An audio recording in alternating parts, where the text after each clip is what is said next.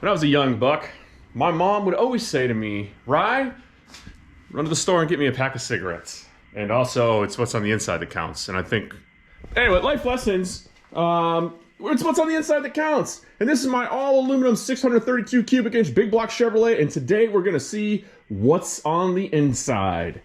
Super fast intro, whiz fast, gotta speed things up and get the video started. It should be pretty much like 8 of everything, but you know, I really don't know what I'm looking at. So I have my Scott from Drag Week coming to help autopsy. Autopsy? Autopsy would imply that this motor is dead, and I really hope it's not.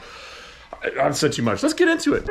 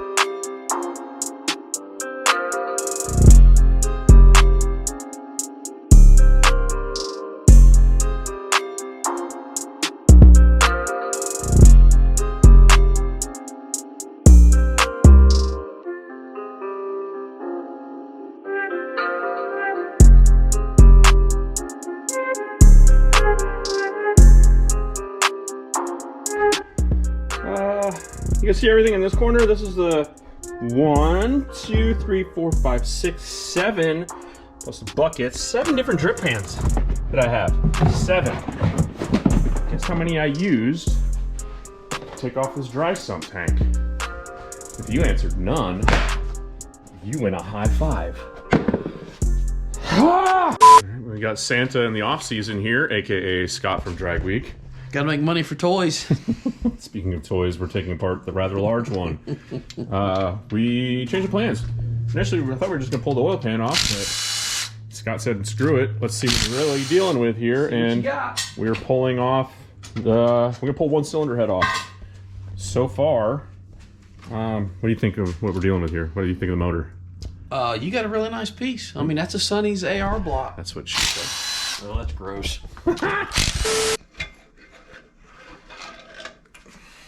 Heavier than an LS head.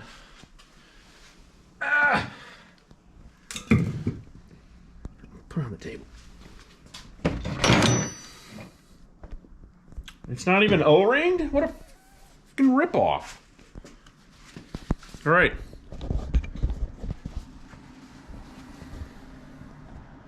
He's in deep thought right now. Scott from Drag Week is actually blind. People don't know that. He does everything with his hands. To include driving. Big holes. Yeah. Just a tad bit larger than most LS's. We drilled holes on top of all these pistons, Scott. I don't know what those are for. I have no idea. And then they dumped oil in them.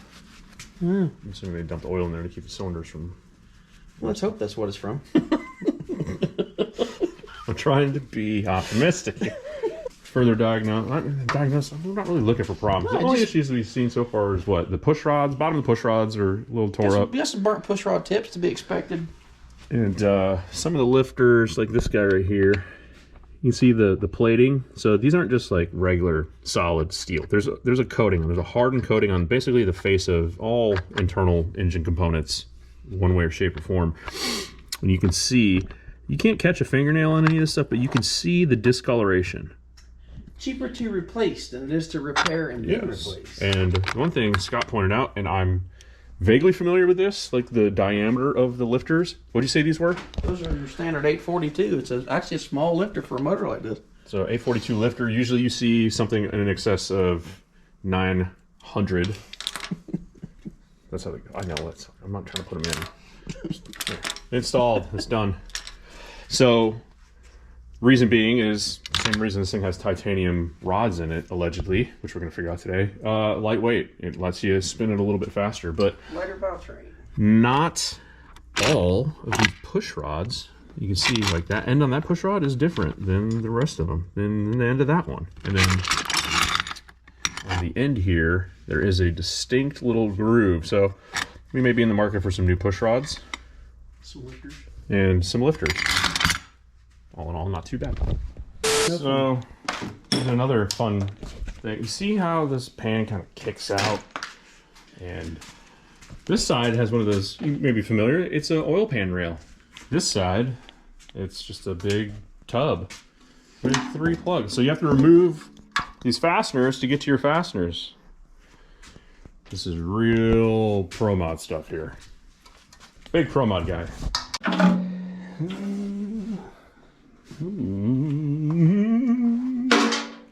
Hey, here's the pocket. You find them?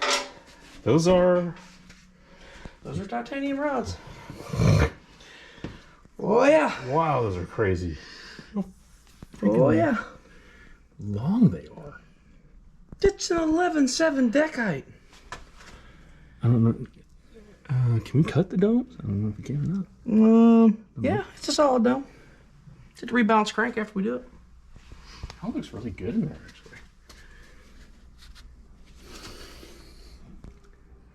actually. So, is one of these at top dead center? TEC? Or close? Because you see the bottom, the skirt doesn't... Yeah, there's... Oh, yeah, you can see the mark right here. So you can see what I'm talking about here. You can see where the bottom of the skirt of the piston, how far down in the sleeve it actually gets. And we're talking about that because usually, like, when you do like a stroker motor, the skirt of the piston comes out of the sleeve, right? You know, down into the crankcase. Sometimes, depending on the stroke length, obviously, a significant amount or an insignificant amount. So yeah, we're just kind of scratching our heads here, wondering why this is only 632 cubic inches. It needs to be 762. Yeah, and not more. So the stroke is 4 3/4. So 4.750 is the stroke length. It's the length from the center of the main of the crank to the rod. So that's how far. That's your stroke length. If it was longer, it would push this out here a little bit more, which make the piston go up and down, pump a little bit more, increasing your cubic inches, and that witness mark of the skirt would be further down in the hole. Now also, it would be further up in the hole and push the piston out, so you'd have to need either a shorter rod or a different piston to offset that. But it's crazy. Somebody was trying to meet a specific rule set for something. You know what I mean? There was a rule set that said 632, no more. Yeah. So the one thing I also figured out with this, I actually spoke with the old driver of the car, owner of the car, all the way back to the same guy drove the car when this motor was initially put together. Now the people I spoke to before this had told me that this is an old IHRA Mountain Motor Pro Stock. It is not. This was actually in a Power Glide Pro Mod. So Pro Stock, Pro Mod, Power Glide, Mountain Motor, blah, blah, blah. Nailed it. Basically, whatever. So this thing was actually built originally to run nitrous, it seems. And I spoke with the guy who drove the car back then. In 2014, the motor was refreshed. It was just relegated to bracket racing duty, which I feel sorry for this motor and anybody that is forced to participate in bracket racing. But don't worry, we're going to save you. You're going, yeah, we'll go heads up racing. We'll figure out somewhere. Oh, there's still a plug in it. I was like, what? That's why it's probably so hard to turn over this. So we have a very lengthy titanium rod, and so far everything looks really, really good. Scott definitely did catch the most alarming thing is the diameter of the wrist pin that's actually smaller diameter than what, like the thickness, the wall thickness, than what my LS stuff is. Most LS stuff, for that matter. She'll be happy for what she's built for, but not a lot of boost on that pin. But the skirts on the pistons and the cylinders and everything, like, there's no scuffing. This stuff looks brand new, and the titanium rods look kind of stout. All right, 48 hours later, I've been very busy trying to figure out what the hell we're dealing with. Obviously, Scott from Drag Week is no longer here, but he and I have been on a wild goose chase, Easter egg hunt, whatever you want to call it, trying to figure out where the hell these originated from. So everything inside of this motor, albeit a little bit dated, looks pretty standard for what it is and for the era that it was built, except for these titanium H-beam rods, 8-inch in length. They're crazy. Scott and I both have reached out to as many people as we know who've been in the industry for a very long time. I believe Scott tried to reach out to Mr. Pat Musey. He spoke with Steve Petty. I talked to Kyle Morris and Steve Morris. I've talked to Tom Viggy. I've talked to Eric Yost. And the only person that said they saw anything like this was Kyle Morris. Said that they had a Tall-Deck 632 that came through Steve Morris Racing Engines for a refresh a few months ago, and it had a set of rods that looked remarkably like these. However, they could not specify the origins. I did get sent a forum post from somebody on Facebook that was an old small block Ford post about somebody asking about making their own titanium rods. And then somebody said there was a company called Pro Titanium back in the 90s that was hawking these H-beam rods, trying to get these things into like some really fast cars, i.e. top fuel, top alcohol, funny car. And they were very beefy. And then somebody said, hey, I have a flyer from Pro Titanium. I've scanned it and uploaded it. However, as with most pictures on forums, they were uploaded to PhotoBucket, and that is now defunct. And just like the Pro Titanium company, they no longer exist. And that's about the extent of what I could find. But what I have seen is a lot of people tell me that this rod looks exceptionally beefy. It doesn't look like as weak as a titanium I-beam rod, the most stuff that you will find nowadays. Steve Morris and the boys up there, they did make 1,700 horsepower with a Tall-Deck 632 with a Pro Charger with those rods in it. With a Pro Charger, kind of factor in parasitic loss from being driven by the crank, and it's probably consuming about 1,800 to 1,850 horsepower worth of fuel. And they said that they felt like they had room to grow. So, saying all that to say this, we're going to run them. We're going to see what these do. I was warned that due to the extreme length of this rod, to be aware of the amount of time that the piston spends at top dead center, aka the dwell time at TDC. Now, when it's in a motor running, it does this, right? The crank is spinning, push the piston down, push it up, down. Now, dwell is when the piston hits top dead center, and then the crank has to go over to begin to pull the piston back down. The amount of time it takes for the bottom of the rod, the big end, to swing from one side to the other to begin its trip back down, that is called your dwell time. And the longer your rod, the more dwell you have. The more time the piston spends at top dead center, pushing down and compressing, or pushing up and compressing all the fuel and the air charge.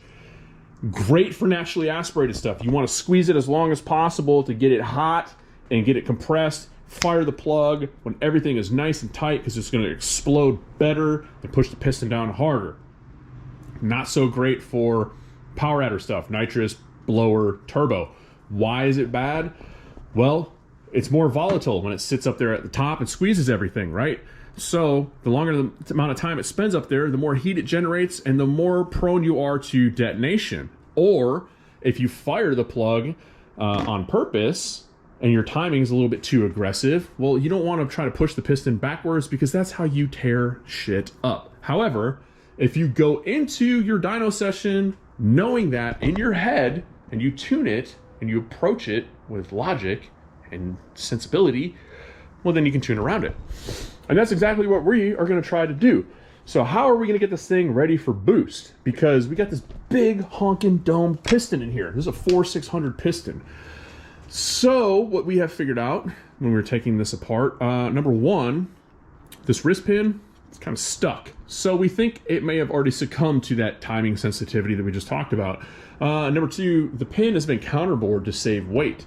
Again, this is probably built to be an NA application, so everything was built with high revving, naturally aspirated efficiency in mind. Lightweight is great. However, when it sacrifices strength, not so much in my book. So we're going to put a new set of wrist pins in here with a little bit thicker pin wall.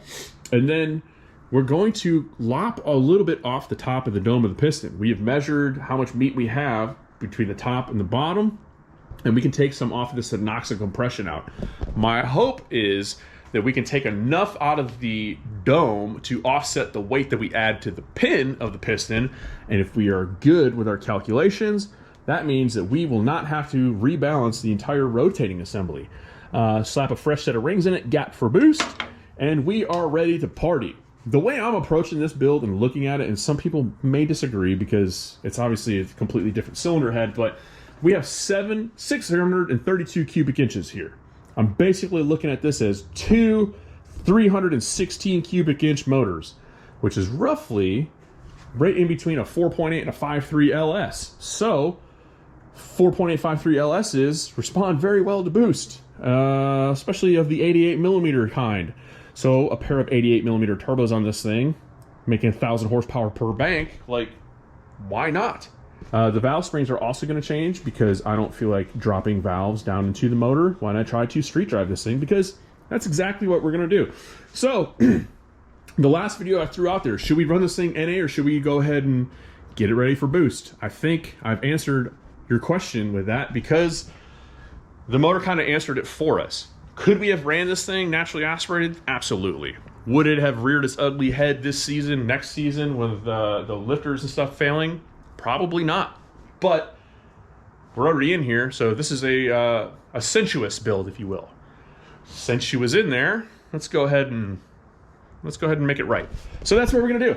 We're gonna make that right, and then we're gonna make this ready. And the way we have to make this ready is we need some more real estate in order to fabricate a hot side for the turbo kit. So these strut towers are going to get skinned out, which is really awesome because I paid Customs by Big N money to go ahead and repair that one. And now I get to cut out everything that Mr. Bailey and Eric Yost did.